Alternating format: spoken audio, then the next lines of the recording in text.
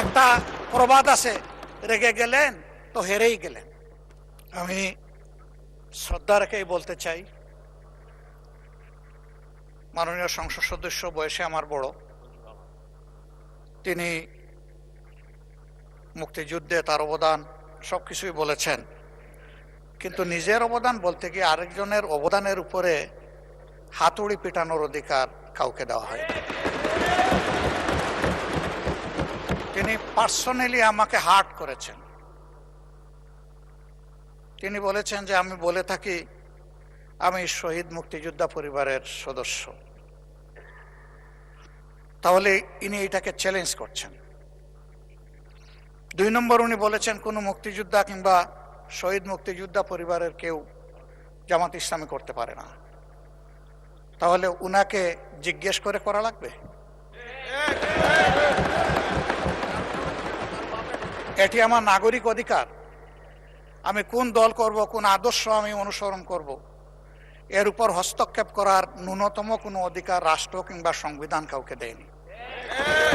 আমি এটার তীব্র নিন্দা জানাই। আমার আইডেন্টিটি নিয়ে প্রশ্ন করা হয়েছে, এটা গুরুতর অপরাধ করেছেন উনি। আবার আমার আদর্শ সিলেকশনের ব্যাপারে উনি কথা বলেছেন, এটা বাড়তি অপরাধ করেছেন। আমি অনুরোধ করব মাননীয় স্পিকার, তার এই অসংসদীয় অংশটা এখান থেকে যেন এক্সপান্স করা হয়। শেষে গিয়ে উনি, আমরা কুলা মনে এই সংসদকে ফাংশনিং করার জন্য বর্তমান জ্বালানি অব্যবস্থাপনা সংকট যেটাই বলি, সেইটার ক্ষেত্রে আমরা এগিয়ে এসেছিলাম।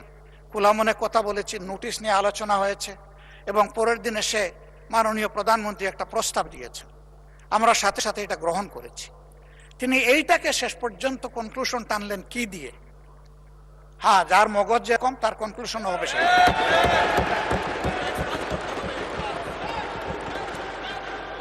তার মতো একজন প্রবীণ ব্যক্তির কাছ থেকে, রাজনীতিবিদদের কাছ থেকে আমি এই ধরনের আচরণ আশা করিনি।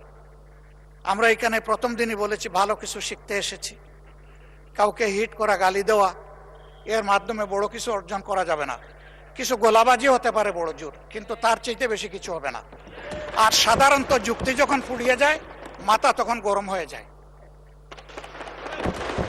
একটা প্রবাদ আছে, রেগে গেলেন তো হেরেই গেলেন। আমরা সবাই মিলে হারতে চাই না, আমরা সবাই মিলে জিততে চাই।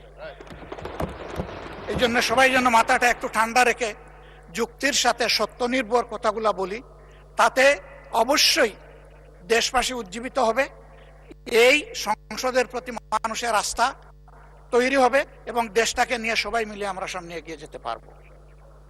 ধন্যবাদ মাননীয় স্পিকার। ধন্যবাদ মাননীয় বিরোধী দলের নেতা জনাব ফজলুর রহমান। এখন